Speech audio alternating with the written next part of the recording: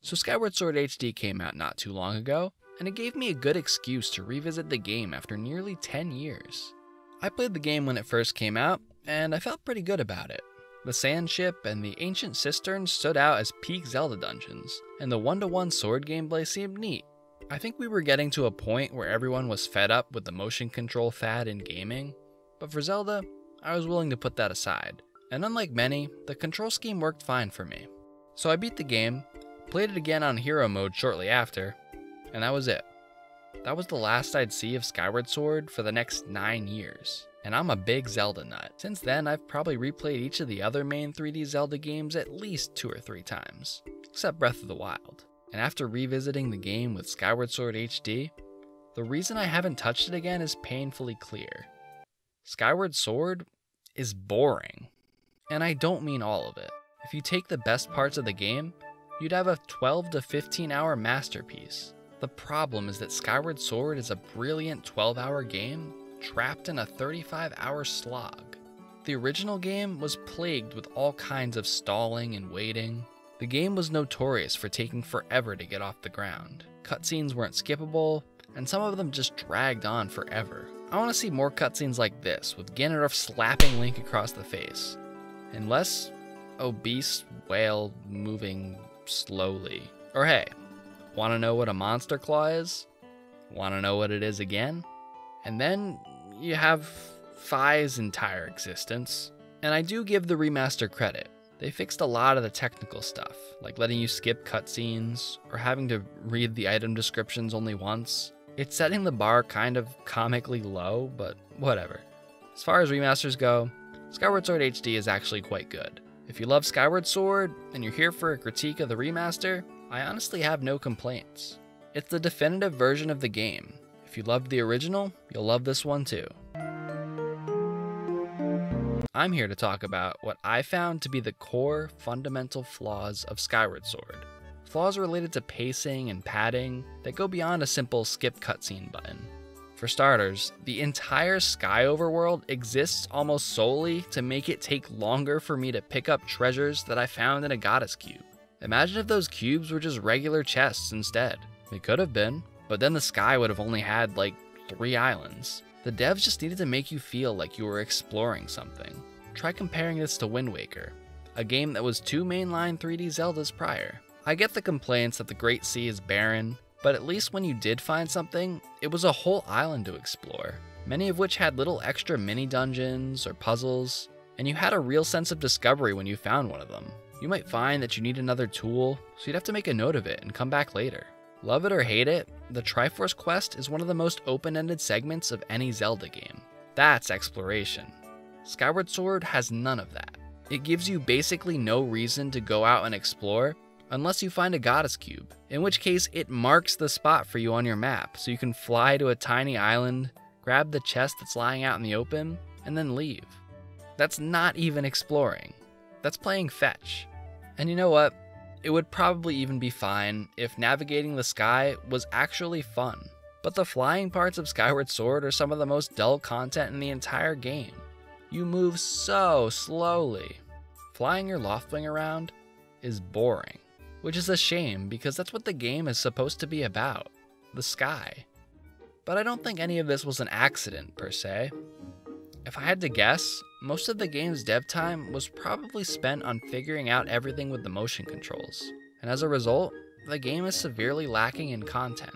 It's like they decided up front, we need to have a giant overworld and the game needs to be 40 hours long, and then 4 years later they were like, okay, well our game is like 12 hours long and we have like 3 Sky Islands done, but wow, these people are getting kind of impatient. Let's just pad this thing out and get it done. And so we ended up with a barren sky overworld. So then how does the surface fare? Well, luckily, the surface areas leading up to the first 3 dungeons in the game are fun enough. They made these areas less like an organic world to explore and more like their own puzzle-filled dungeons. It works fine for me. The NPCs are a little bland, and the quicksand in Lanayru Desert can be incredibly frustrating, but for the most part, this segment of the game is fine. But beyond that, a lot of the game's content starts to feel like filler. Do I really need to go back to the first dungeon? Or go running around with Scrapper to the same exact areas I've already been to? Or what about the fact that I need to go running back to the Isle of Songs every time I find one of the goddess flames, just to watch Fi do a stupid little twirl and say, okay, go here now. God, I hate Fi. They have picked a more bland sidekick for you. So here's a challenge. Think of all the possible enemies you can in this game. For me, it's basically just different colors of this guy. Maybe this guy or one of these. Anyone else? Didn't think so. How about another challenge? What's one unique item that Skyward Sword has? The Gust Bellows is just a more boring version of Minish Cap's pot thingy. Blow on the sand, it disappears.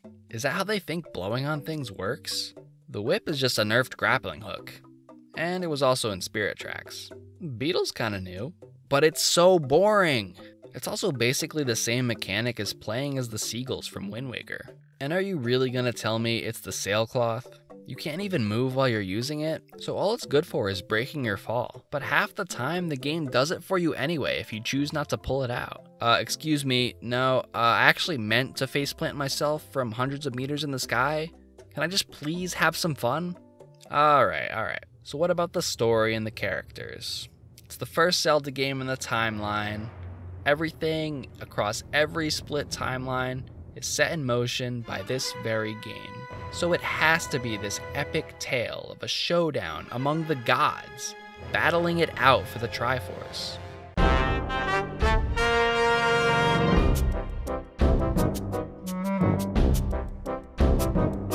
Okay, in all seriousness, Groose carries this game. But where are all the cool godlike characters? Wind Waker's deities are either callbacks to previous games, like with the Deku Tree or Jaban, or just really cool, like Valoo, who actually sets Ganon's ass on fire.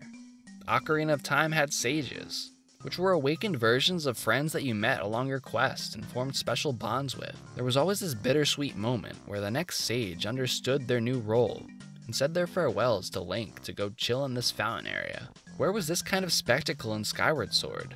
Instead, we get a couple colored dragons that don't even do anything besides sit around. Oh no, I'm stuck in this pot. Oh no, I'm old. You guys ain't cool.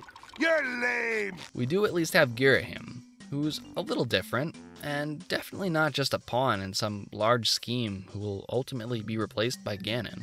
For the first entry in the series' long and convoluted lore, the story really didn't do anything unique or exciting. The only mildly interesting thing they do with the story is a basic time travel plot, which has already been done in a better Zelda game. The final battle with Demise was pretty damn cool, but it also feels like a missed opportunity to explore Ganon's origins more.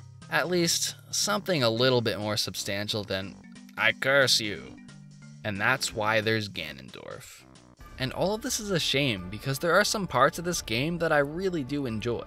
Skyward Sword is not a bad game. The dungeons all range from good to fantastic. Ancient Cistern is one of the quintessential Zelda dungeons, with a great boss to top it off. And the entire Sandship segment is a really fun callback to Wind Waker. The use of the time shift orb on a boat was really clever, creating a sphere of water around you as you sail through an ocean of sand. It's a really visually striking segment, and it lasts for just the right amount of time without overstaying its welcome.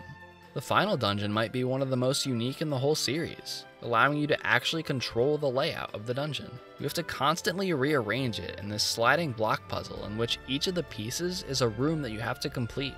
This is the exact kind of spatial reasoning puzzle that I love to see in a Zelda. I really enjoyed the Silent Realms too. Of all the ways they tried to recycle the same areas to pad out the game, I think the Silent Realms were my favorite. They recontextualized areas that were already familiar and forced you to navigate them in a more stealthy manner. They did a great job of making these moments truly terrifying, and for me, these will always be some of the most memorable moments in the game.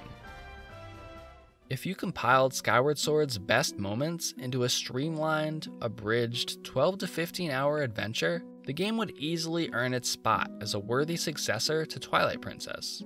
Unfortunately, the game's best moments are muddled by hours of filler content and empty exploration. And as a diehard Zelda fan, I can't help but be disappointed by a lack of unique dungeon items and overall story grandeur. Thankfully, It looks like Nintendo might be taking another stab at sky exploration in the near future. Do you feel the same way about Skyward Sword? Or is my opinion completely wrong and stupid? Did you play the new remaster? And are you hyped for the Breath of the Wild sequel? Let me know in the comments, and see you guys next time.